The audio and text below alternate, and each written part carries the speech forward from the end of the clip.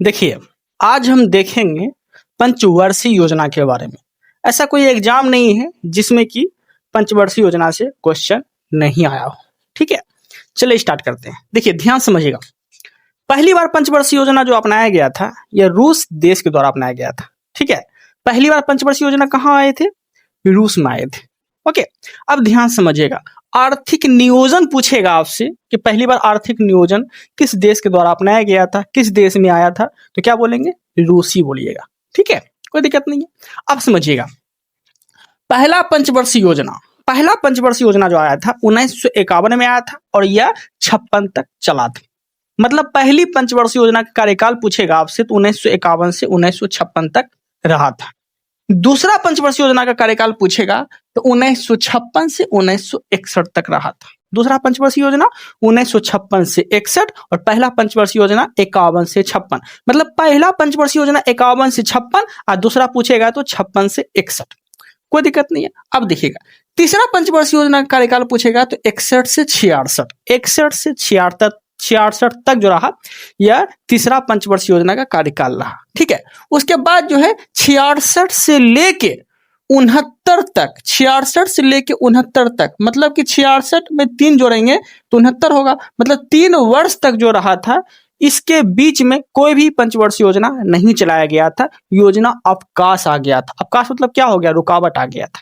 ठीक है, तो प्रथम योजना अवकाश भी आप बोल सकते हैं 66 से 69 तक रहा था, 3 साल तक रहा था। इसके बीच बहुत सारे युद्ध हो गए थे। भारत चीन से युद्ध हुए थे, भारत पाकिस्तान से युद्ध हो गए थे, ये सब चीज हो गया था। ठीक है, सूखा पड़ गया था यही दरमियान में। आगे चौथा पंचवर्षीय योजना 69 से 74, चौथा पंचवर्षीय योजना 69 से लेकर 74 तक रहा था। पांचवी पंचवर्षीय योजना पूछेगा आपसे 74 से 78। चौथा पंचवर्षीय योजना 69 से 74, पांचवी पंचवर्षीय योजना 74 से 78 तक रहा था। कोई दिक्कत नहीं है। आगे उसके बाद जो है योजना अवकाश आ गया था। कहां से कहां? तो 78 से लेके 80 तक, 78 से लेके 80 तक जो है दूसरा योजना अवकाश आ गया था। जबकि पहला योजना अवकाश कब आए थे? पहला योजना अवकाश आए थे 66 से 69 तक। दूसरा योजना अवकाश कब आए थे? अवकाश मतलब क्या हो गया? रुकावट। ठीक है, दूसरा योजना अवकाश कब आए थे? तो 78 से 80 तक आए थे। कोई दिक्कत नहीं है। उसके बाद आगे उसको 78 और 80 के बीच में क्या क्या आए थे? तो अनवरत योजना या रोलिंग प्लान आए थे। ठीक है, यही योजना अवकाश के दौरान क्या क्या आए थे? अनवरत योजना और रोलिंग प्लान आए थे। अब ध्यान से समझने का प्रयास करिएगा। अनवरत योजना और रोलिंग प्लान के जनक पूछेगा आपसे, किसके जनक किसे बोले जाते हैं? तो गुरनाल मिंडल को बोले जाते हैं। कोई दिक्कत नहीं है। गुरनाल मिंडल के बुक का नाम भी पूछेगा आपसे तो क्या बोलेंगे? एशियन ड्रामा जो लिखे गए थे, ये किसके द्वारा लिखे गए थे? तो गुरनाल मिंडल के द्वारा लिखे गए थे। ये चीज याद रखना है, कोई दिक्कत नहीं है। आगे इस समय मतलब 78 से लेके 80 तक, 78 से लेके 80 तक के दौरान जो भारत के प्राइम मिनिस्टर रहे थे वो कौन रहे थे? तो यह रहे थे मोरारजी देसाई। इसका कार्यकाल बोलेंगे तो 78 से लेकर 80 तक, मतलब 78 से 80 के बीच में जो प्राइम मिनिस्टर रहे थे वो कौन रहे थे? तो मोरारजी देसाई रहे थे। कोई दिक्कत नहीं है। आगे छठा पंचवर्षीय योजना का जो कार्यकाल रहा था ये 1980 से 85 तक रहा था। 1980 से 85 तक रहा था छठा पंचवर्षीय योजना का कार्यकाल। सातवां पंचवर्षीय योजना का कार्यकाल पूछेगा 1985 से 90 तक रहा था। 1985 से 90 तक सातवें पंचवर्षीय योजना का कार्यकाल, जबकि छठा पंचवर्षीय योजना का कार्यकाल पूछेगा तो 1980 से 85 तक रहा था। कोई दिक्कत नहीं है। आगे अब देखिएगा, उसके बाद क्या हुआ था? तीसरा योजना अवकाश आ गया था। 90 से 92। ठीक है, 90 से 92 तीसरा योजना अवकाश आया था। एक बार ना योजना अवकाश हम फिर से देख लेते हैं अच्छे सीक्वेंस से। देखिए 66 से लेके 69 तक जो रहा था पहला योजना अवकाश रहा था, पहला योजना अवकाश। दूसरा योजना अवकाश कब आए थे? दूसरा योजना अवकाश आए थे 78 से लेके 80 तक। तीसरा योजना अवकाश कब आए थे? 90 से लेके 92 तक, 90 से लेके 92 तक। कोई दिक्कत नहीं है। आगे आठवीं पंचवर्षीय योजना का कार्यकाल पूछेगा आपसे तो 1992 से 1997 तक। आठवीं पंचवर्षीय योजना का कार्यकाल 1992 से लेकर 1997 तक रहा था। कोई दिक्कत नहीं है। आगे नौवां पंचवर्षीय योजना का कार्यकाल पूछेगा आपसे तो 97 से लेके 2000, 97 से लेके 2002 तक। देखिए 97 से लेकर कब तक रहेगा 2002 तक। ठीक है, 9वां पंचवर्षीय योजना कार्यकाल 1997 से लेकर 2002 तक रहेगा। ओके, 10वां पंचवर्षीय योजना कार्यकाल कब से कब रहेगा 2002 से 2007 तक। ठीक है, 9वां बोलेगा 1997 से 2002 तक रहेगा। ठीक है, 10वां बोलेगा तो 2002 से 2007 तक रहेगा। 11वां पंचवर्षीय योजना कार्यकाल कब से कब तक रहेगा तो 2007 से 2012 तक रहेगा। 2007 से 2012 11वां पंचवर्षीय योजना का कार्यकाल रहेगा, कोई दिक्कत नहीं है। 12वां पंचवर्षीय योजना कार्यकाल और लास्ट जो रहा था ही रहा था। ठीक है, तो 12वां पंचवर्षीय योजना कार्यकाल पूछेगा आपसे तो 2012 से लेके 2017 तक रहा था। 12वां पंचवर्षीय योजना कार्यकाल 2012 से लेके 2017 तक रहा था, कोई दिक्कत नहीं है। आगे अब ध्यान से समझेंगे हम लोग अच्छे से कि पहली पंचवर्षीय योजना में क्या क्या चीज की स्थापना की हुई थी, किस पे बल दिया गया था, किसको प्राथमिकता दी गई थी, ये सब चीज हम देखेंगे अच्छे से। ठीक है, समझिएगा।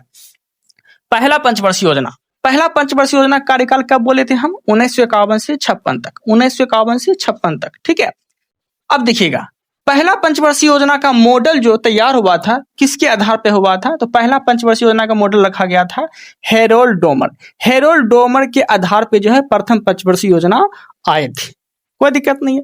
प्राथमिकता जो दी गई थी किस पे बल दिया गया था तो कृषि पे ज्यादा जोर दिया गया था। प्रथम पंचवर्षीय योजना के दौरान जो है कृषि पे ज्यादा जोर दिया गया था। ओके, आगे इस योजना में 3 ऐसी नदी घाटी है जो कि 51 से 56 के बीच में जो है 3 गो नदी घाटी परियोजना की शुरुआत की गई थी। ओके, पहला था दामोदर नदी घाटी परियोजना, दूसरा भाखड़ा नंगल नदी घाटी परियोजना, तीसरा बियास नदी घाटी परियोजना। तो प्रथम पंचवर्षीय योजना के दौरान कितने नदी घाटी परियोजना की शुरुआत की गई तो 3 गो नदी घाटी परियोजना की शुरुआत की गई। पहला दामोदर नदी घाटी परियोजना, दूसरा भाखड़ा नंगल नदी घाटी परियोजना और तीसरा बियास नदी घाटी परियोजना, कोई दिक्कत नहीं है। अब देखते हैं आगे। भारत के प्रथम प्राइम मिनिस्टर कौन थे जवाहरलाल नेहरू। जवाहरलाल नेहरू क्या बोले थे पता है, देश की नदी बांध को आधुनिक भारत का मंदिर, समझे, देश के नदी एवं बांध को आधुनिक भारत का मंदिर कौन कहे थे जवाहरलाल नेहरू कहे थे। इसके द्वारा कहा गया था कि देश की जितनी भी नदी है और बांध है, ठीक है, इसको क्या बोला गया भारत का मंदिर, आधुनिक भारत का मंदिर। किसको बोला देश के नदी को, देश के नदी और बांध को क्या बोला जवाहरलाल नेहरू, क्या बोले थे आधुनिक भारत का मंदिर। ओके, याद रखिएगा। आगे है सिंदरी कारखाना की स्थापना कब की गई थी 1951 में। सिंदरी की स्थापना कब की गई थी, सिंदरी एक उर्वरक कारखाना है, इसकी स्थापना कब की गई थी तो इसकी स्थापना की गई थी 1951 में। सिंदरी उर्वरक कारखाना किस राज्य में है तो ये झारखंड में है। किस राज्य में है झारखंड में है। ओके, आगे इंटीरियर कोच फैक्ट्री, ठीक है, इंटीरियर कोच फैक्ट्री कहाँ पे है तो परमबुदुर में है। कहाँ पे है परमबुदुर में है, जो कि चेन्नई तमिलनाडु में पड़ता है। ये सब प्रथम पंचवर्षीय योजना के दौरान इसकी स्थापना की गई थी। आगे देखते हैं दूसरी पंचवर्षीय योजना कार्यकाल जो रहा ये 1956 से 1961 तक रहा। 1956 से 1961 तक जो रहे थे ये दूसरा पंचवर्षीय योजना का कार्यकाल रहे थे। ओके, अब देखिएगा दूसरा पंचवर्षीय योजना में प्राथमिकता किसको दिया गया था तो भारी उद्योग पे प्राथमिकता दी गई थी। प्रथम पंचवर्षीय योजना में कृषि पे जोर दिया गया था, जबकि दूसरा पंचवर्षीय योजना में भारी उद्योग पे जोर दिया गया था। ठीक है, अब देखिएगा दूसरी पंचवर्षीय योजना के दौरान क्या क्या चीज की स्थापना हुई थी वो देख लेते हैं। तो पहला याद रखिएगा भिलाई, दूसरा याद रखिएगा रौल किला और तीसरा याद रखिएगा दुर्गापुर। ठीक है, तो भिलाई, दुर्गापुर और रौल किला, भिलाई, रौल किला और दुर्गापुर की स्थापना हुई थी दूसरी पंचवर्षीय योजना के दौरान। तो आपसे पूछेगा भिलाई की स्थापना किस पंचवर्षीय योजना के दौरान हुई थी तो दूसरी पंचवर्षीय योजना के दौरान हुई थी। ठीक है, रौल किला की स्थापना दूसरी पंचवर्षीय योजना के दौरान हुई थी। दुर्गापुर स्टील प्लांट की स्थापना दूसरी पंचवर्षीय योजना के दौरान हुई थी। ठीक है, कोई दिक्कत नहीं है। अब समझिएगा भिलाई की जो स्थापना हुई थी ये किस देश के सहयोग से हुई थी तो रूस से सहयोग से हुई थी। रूस देश के सहयोग से हुई थी। भिलाई की स्थापना रूस देश के सहयोग से की गई थी और भिलाई कहाँ पड़ता है तो छत्तीसगढ़ में ही इसकी स्थापना हुई थी। रौल किला स्टील प्लांट की स्थापना किस देश के सहयोग से हुई थी तो जर्मनी के सहयोग से हुई थी। रौल किला स्टील प्लांट की स्थापना जर्मनी के सहयोग से हुई थी। कोई दिक्कत नहीं है। दुर्गापुर स्टील प्लांट की स्थापना किस देश के सहयोग से हुई थी? तो ब्रिटेन के सहयोग से हुई थी। दुर्गापुर स्टील प्लांट की स्थापना किस देश के सहयोग से हुई थी? ब्रिटेन के सहयोग से हुई थी। कोई दिक्कत नहीं है, अच्छे समझ में आ गया होगा आप लोग को। दुर्गापुर स्टील प्लांट जो है ये पश्चिम बंगाल में पड़ता है। कहाँ पड़ता है? पश्चिम बंगाल में पड़ता है दुर्गापुर स्टील प्लांट। ठीक है, ये चीज आपको याद रखना है। राउरकेला स्टील प्लांट कहाँ पड़ता है? उड़ीसा में पड़ता है। ठीक है, और भिलाई कहाँ पड़ता है? तो भिलाई छत्तीसगढ़ में पड़ता है। कोई दिक्कत नहीं है। और दूसरी पंचवर्षीय योजना जो तैयार हुई थी ये किस मॉडल पे तैयार हुई थी? तो पीसी महालोबिस के मॉडल पे तैयार हुई थी। पीसी महालोबिस पे दूसरी पंचवर्षीय योजना तैयार हुई थी, जबकि प्रथम पंचवर्षीय योजना जो है हेरोल्ड डोमर के मॉडल पे तैयार हुई थी। ये चीज भी आपको याद रखना है। ओके, आगे तीसरा पंचवर्षीय योजना कार्यकाल जो रहा 1961 से 1966 तक रहा। 1961 से 1966 तीसरा पंचवर्षीय योजना का कार्यकाल रहा। और ये मॉडल क्या थी? तो मॉडल जो थी ये मॉडल सैंडी चक्रवर्ती महानोबिस के मॉडल पे ये तैयार की गई थी तीसरी पंचवर्षीय योजना। मॉडल क्या बोले? सैंडी चक्रवर्ती महानोबिस मॉडल। कोई दिक्कत नहीं है। अब देखिए प्राथमिकता किसको दी गई थी? तो कृषि और उद्योग दोनों को ये प्राथमिकता मिला था तीसरा पंचवर्षीय योजना के दौरान। कोई दिक्कत नहीं है। आगे, लेकिन ये जो योजना रही थी ये असफल योजना रही थी, सबसे असफल योजना रही थी। जितना एक्सपेक्ट किया गया था कि कृषि में इतना वृद्धि होगी, उद्योग में इतना वृद्धि होगी, बल्कि इसमें क्या हो गया था? इसमें और भी बहुत ज्यादा नुकसान हो गया था। एक्सपेक्ट किया था कि एकदम 80% की वृद्धि होगी, अब वृद्धि कितना हो गया?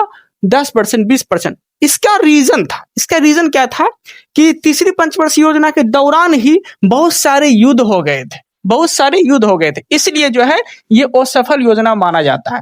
युद्ध कौन कौन हुए थे? तो पहला युद्ध हो गए थे 1962 में भारत और चीन के बीच युद्ध। ठीक है, इसीलिए तीसरा पंचवर्षीय योजना पे उतना जोर नहीं दे पाए लोग, इसीलिए असफल माना जाता है। ठीक है, और दूसरा युद्ध हुए थे 1965 में भारत और पाकिस्तान के बीच। तो पूछेगा आपसे भारत और चीन के बीच कब युद्ध हुआ था? 1962 में। भारत और पाकिस्तान के बीच युद्ध कब हुए थे? 1965 में। सुखाड़ और अकाल कब पड़े थे? 1966 में। कोई दिक्कत नहीं है। तो तीसरा पंचवर्षीय योजना का कार्यकाल कब से कब तक रहा था? 1961 से 66। और देखिए 1961 और 66 तक कौन सा युद्ध हुआ था? क्या क्या हो गया था? तो भारत चीन युद्ध हुआ था, इसीलिए क्या रहा? ये असफल योजना रहा था। भारत पाकिस्तान युद्ध हो गया था, इसलिए असफल रहा था। सुखाड़ पड़ गया था, अकाल पड़ गया था 1966 में, इसीलिए असफल योजना इसे माना जाता है। ये सब रीजन था असफल होने का। ठीक है, आगे अब देखिए इस योजना के दौरान, मतलब कि तीसरी पंचवर्षीय योजना के दौरान क्या क्या चीज की स्थापना हुई थी वो समझेंगे। बोकारो स्टील प्लांट की स्थापना कब हुई थी? 1964 में। बोकारो स्टील प्लांट की स्थापना कब हुई थी? 1964 में। और बोकारो कहाँ पड़ता है? तो झारखंड में पड़ता है। बोकारो कहाँ पड़ता है? झारखंड में पड़ता है। तो बोकारो स्टील प्लांट की स्थापना 1964 में कहाँ पे की गई थी? झारखंड में की गई थी। किस देश के सहयोग से की गई थी? तो रूस देश के सहयोग से की गई थी। ये चीज भी आपको याद रखना है। आप समझिएगा हरित क्रांति की शुरुआत कब हुई थी? 1966 से 67। 1966 से 67 ये भारत में आई थी हरित क्रांति। ठीक है, और भारत में हरित क्रांति की शुरुआत की किसने थी? तो स्वामीनाथन ने की थी। MS स्वामीनाथन ने की थी हरित क्रांति की शुरुआत। इसमें किस खाद्यान्न पे जोर दिया गया था? तो गेहूं पे ज्यादा जोर दिया गया था। मुख्य फसल क्या थी? गेहूं थी। ओके, कोई दिक्कत नहीं है। अब समझिएगा आगे गेहूं में वृद्धि कितना हुई थी? तो 500% वृद्धि हुई थी गेहूं में। कोई दिक्कत नहीं है। अब समझिएगा पहली बार हरित क्रांति किस राज्य में आए थे? तो ये आए थे पंजाब में। पहली बार हरित क्रांति कहाँ चलाया गया था? पंजाब में चलाया गया था। पहली बार हरित क्रांति पंजाब में चलाया गया था। किसके द्वारा? तो स्वामीनाथन द्वारा। ठीक है, तो भारत में हरित क्रांति की शुरुआत पूछेगा तो 1966 से 67 किस पे जोर दिया गया था? किस फसल पे? तो गेहूं पे जोर दिया गया था। कोई दिक्कत नहीं है। कितना % वृद्धि हुई थी? तो 500% लगभग वृद्धि हो गई थी गेहूं में। कोई दिक्कत नहीं है। चलिए इस वीडियो में इतना ही रखते हैं, मिलते हैं हम लोग अगले टॉपिक के साथ, अगले कंटेंट के साथ। इसके आगे जो है हम कल करा देंगे। कोई दिक्कत नहीं है। Thank you, thanks for watching.